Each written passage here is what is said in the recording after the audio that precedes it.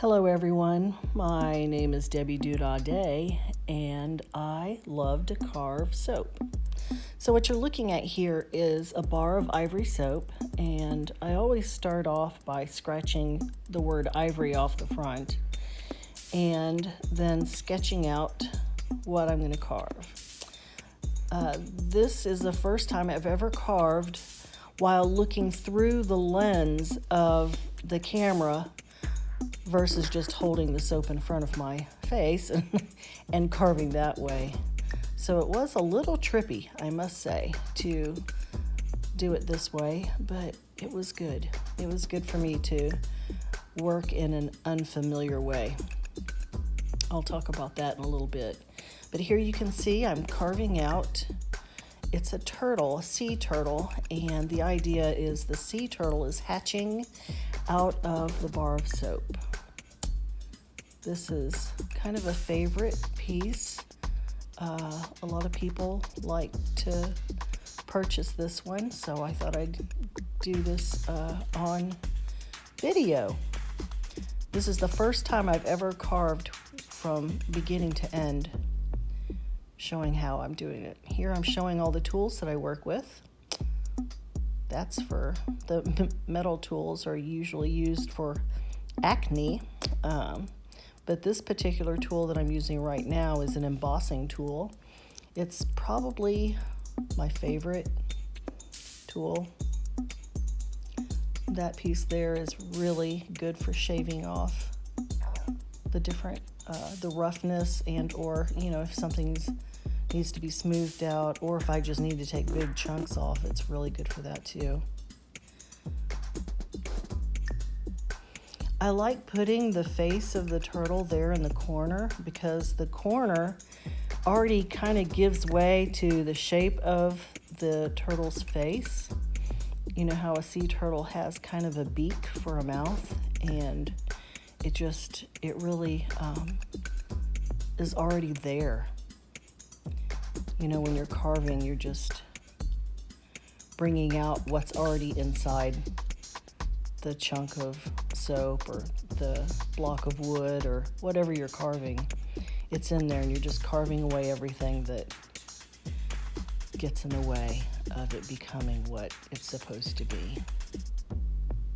I love carving soap because it's a very inexpensive material, and if you ruin it, you've just ruined a bar of soap. It's not like you've purchased a very expensive piece of marble or expensive chunk of wood to carve. Plus, soap is something that you don't need a power tool to carve. You can do it by hand. It's really a good idea to carve in a cool space rather than a hot space, and I'll tell you why. When I get too hot, my hands sweat, as do many people. And if you're working with soap, with sweaty hands, the lye in the soap starts to kind of eat away at the skin. So you have to really watch out for that. If your hands are sweaty, I recommend stopping and washing your hands with cool water and drying them off really good. Here I'm putting a fin around the corner, and the corner is too bendy. So what I do is I cut it away so that it's not so circular.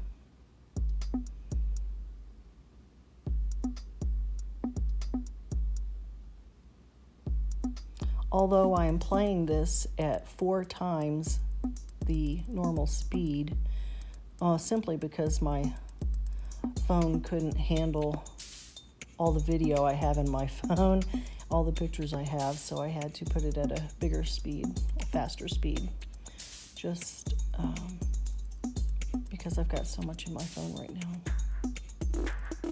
There will be real-time videos in the future if I get enough requests for it.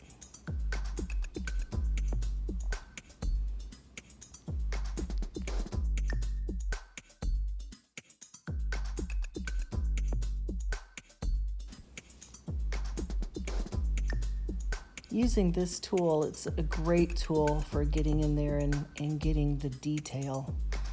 Like the shell, there needs to be a ridge where the shell is overlapping over the legs, over the neck of the turtle. It's a great tool for detail.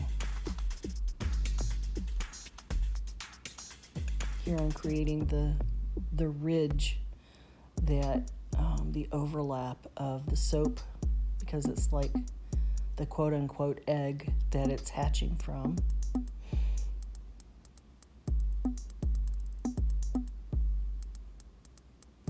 The thing that you have to take care of often is the dust from the soap as you're carving the little pieces. Because if you don't get it out of your way, you start carving away at something and it literally is just because it needs to be dusted off so you can see exactly what you're working on.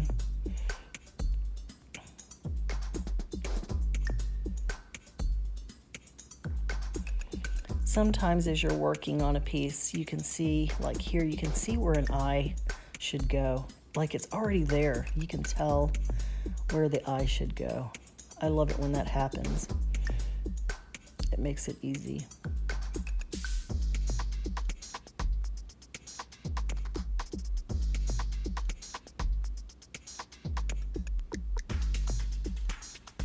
Some people, as they carve, they like to work on just one thing until it's perfected and then move on to another thing. I like to go around and make it come out and come alive all over. I like for the whole piece to just start to become what it is. I would say that the biggest tool for carving is being patient, to not be in a hurry, to breathe, to go slow, to let it emerge in your hands.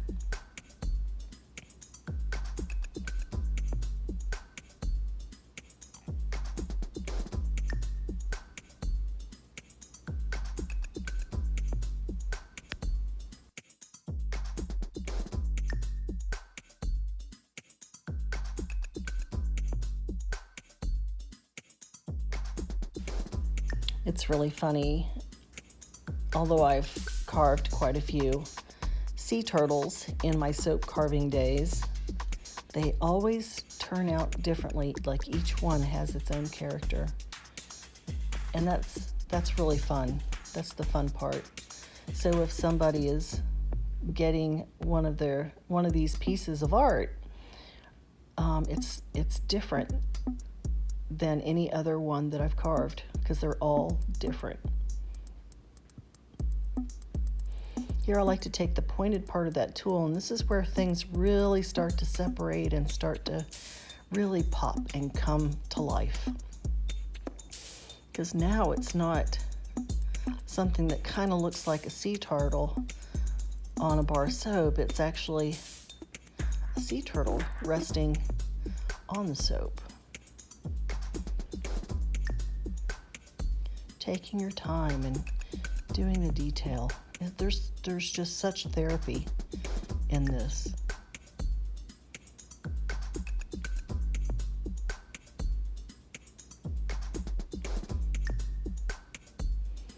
Here I'm going to put texture on the turtle's shell. This is always fun.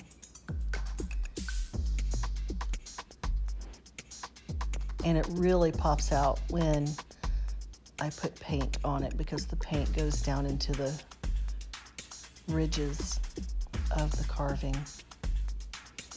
And you can texture everything if you want. I've seen some people texture the fins, the neck and head. This particular one I didn't do that simply because it was my first time working through the lens of the camera. Everything I'm looking at, I'm looking at it through the lens It was kind of funny. There's the turtle looking at you.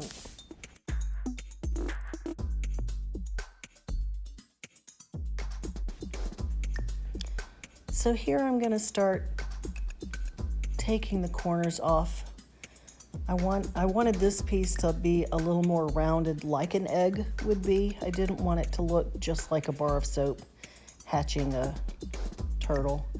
I wanted it to kind of have an egg look to it, kind of, sort of. If somebody else wanted to, they could have left ivory on the top, which would have been interesting, because then it really would be a turtle coming out of a bar of ivory soap, which is kind of cool. There I'm putting the stress cracks in the shell.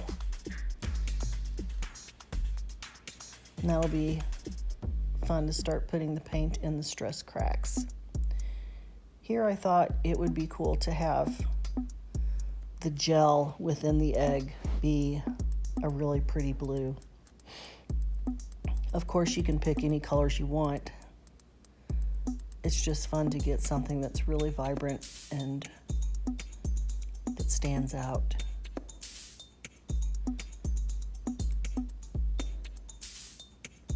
I'm usually very afraid of color. When I carved soap before, I was always afraid I was going to ruin all the work that I had put into it by trying to paint it. But like anything, you work with it long enough and you get over your fear. And also remember that if you don't like the way it looks, you can always wash it off, or you can scratch it off, carve it off. I've done that to quite a few pieces. Look how the ridges, that design in that shell really pop with the paint on there. It took me a while to figure out what color to use on the skin of the turtle. I wanted it to be a brownish green, trying to hold it without it slipping. and I still didn't quite get it right here. It's still a little too brown for me. I wanted it to still have green, like, you know, some really good green undertones.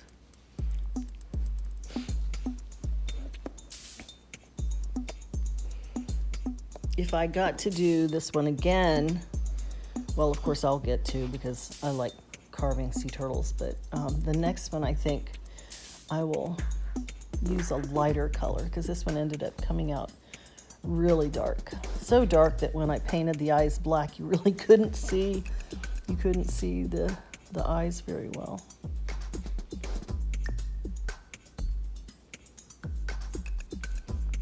There, I got some green, kind of I wanted like a mossy kind of green for it.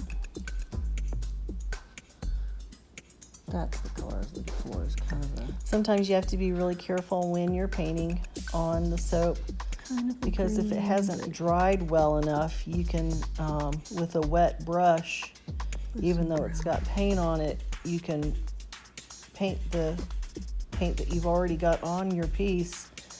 You can paint it right off, and then you're down to the white soap again. There's a few times that I did that on this, because I didn't let that first layer dry well enough yet. Let's see how dark it turned out. It's still adorable.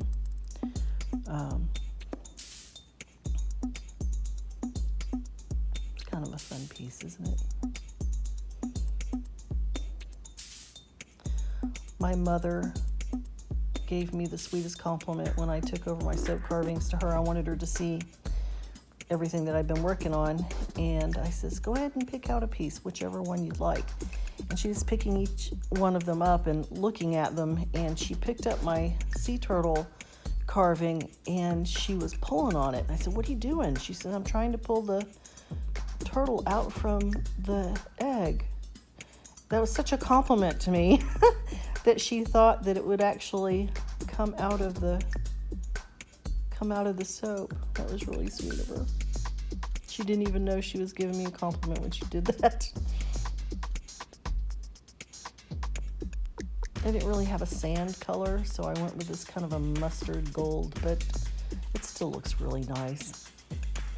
What a neat way to possibly decorate a bathroom, to have a carved bar of soap. But the danger of doing that, of using something like this to decorate your bathroom, is somebody might use it to wash their hands. That would be a bummer.